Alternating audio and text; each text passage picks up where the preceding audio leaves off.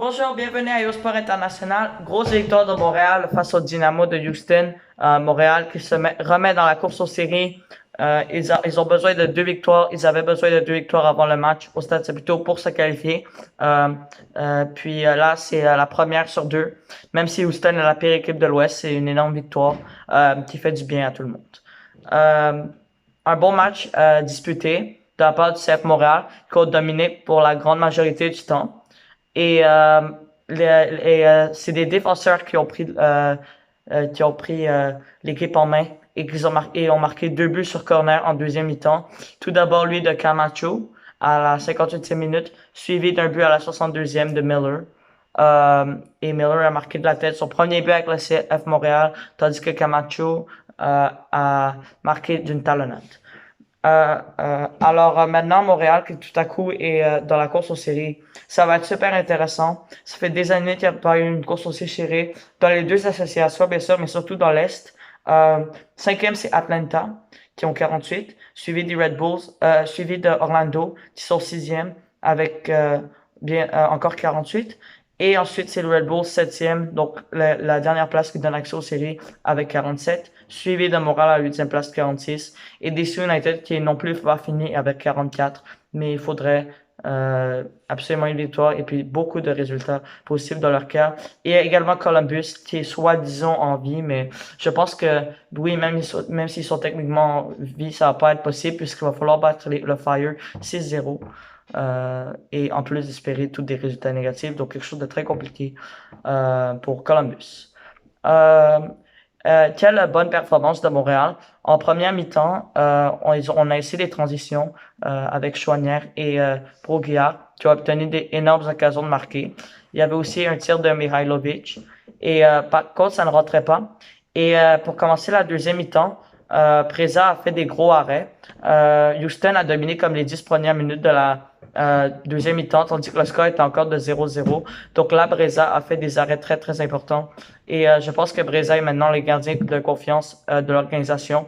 Et c'était tout un risque de Wilfried Nancy de donner le poste de partant à Breza avec 3 matchs restants dans la saison.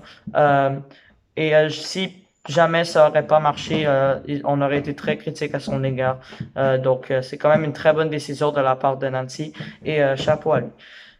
Euh, et également, après, Montréal a enfin pu être libéré avec deux buts. Et par la suite, ça a été un peu facile à garder l'avance, puisque Houston n'est clairement pas une puissance de la Ligue, la dernière équipe dans l'Ouest, dans la division Ouest. Et aussi, c'est un résultat qui a de la logique, dans le sens que Montréal a dominé le match, et dans le sens également que Montréal est une équipe nettement supérieure au classement, puis oui. Et en plus, c'était un match à domicile contre une équipe de l'Ouest. On sait que quand il y a une équipe qui vient de l'Ouest à l'Est, c'est toujours difficile de gagner, surtout à Montréal, où il fait très froid pendant les matchs. Donc oui. Et là maintenant, le prochain match va être contre Orlando et ça ne va pas être la même chose. Ça va être beaucoup plus difficile avec Daryl Dikey qui est en feu en ce moment. Et en plus d'une défense qui s'est vraiment améliorée par les temps qui courent. Donc ça va être tout un défi. Et ça va être très très très intéressant parce qu'il y a plusieurs équipes qui ont des points très très près qui se suivent.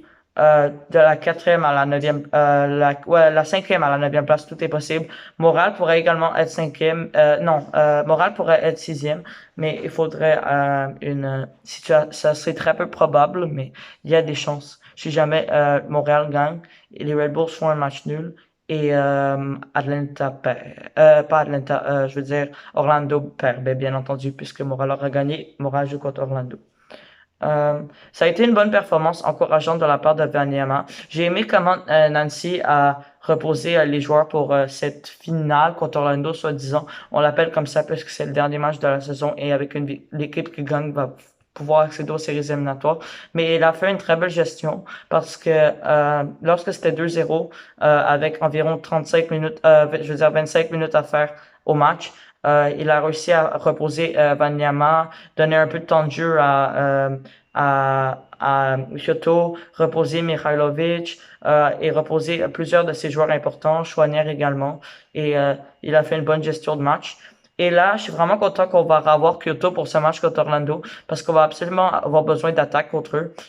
Récemment, dans les matchs, on n'a pas pu tant performer avec nos deux meilleurs attaquants qui sont blessés. Je parle bien sûr de Mason Toy et Romel Kyoto. Mais là, je suis vraiment content qu'on va revoir Kyoto parce que l'attaque ne marche vraiment pas bien. Et là, c'est les défenseurs qui ont dû marquer, même contre une équipe de Orlando, de Houston, qui a beaucoup de joueurs absents et en plus jouer à l'étranger. Euh, donc, on va vraiment surveiller le dernier match de la saison. J'ai extrêmement hâte de voir.